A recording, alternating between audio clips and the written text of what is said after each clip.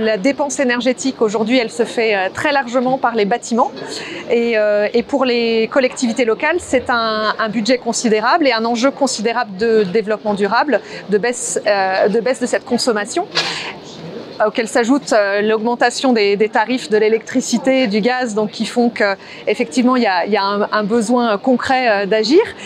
Et puis il y a des obligations légales aujourd'hui sur ce qu'on appelle les bâtiments tertiaires, et donc notamment les écoles, tous les équipements qui accueillent des services publics. Les écoles, c'est la moitié des bâtiments à rénover, et donc toute commune a son école, mais n'a pas forcément les moyens techniques, financiers de le faire seule. Et donc là, l'intercommunalité a un rôle essentiel.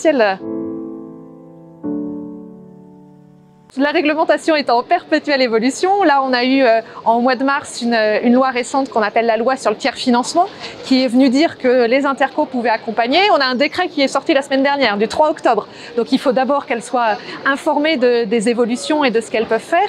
Et puis aussi parce que même si en réalité les outils, elles les connaissent, elles n'ont pas forcément réfléchi à quels outils vraiment, au regard des besoins de leur commune et au regard de ce qu'elles connaissent en expertise, elles pouvaient faire. Et donc l'idée, c'est presque plus un rappel de tous leurs outils, de toutes leurs compétences. On a des outils, des différents marchés, des fonds de concours, etc. Donc vous avez des règles de procédure à respecter, donc il y a une dimension juridique forte.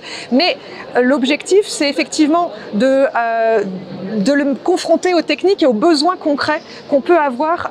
Et donc le guide, il a vocation à certes présenter des éléments juridiques, mais à le donner aux opérationnels pour qu'ils puissent se dire « Ah oui, cet outil-là, c'est celui-là dont j'ai besoin, c'est celui-là qui va m'aider ».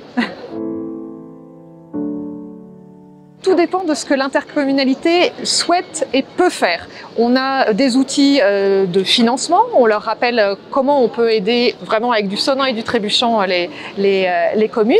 On a aussi l'accompagnement contractuel. Est-ce que si ce sont des collectivités qui connaissent bien les procédures de marché, qui connaissent bien l'achat public, quels sont les outils dans lesquels elles peuvent être non pas seules mais être accompagnateurs d'autres personnes pour acheter en matière de performance énergétique.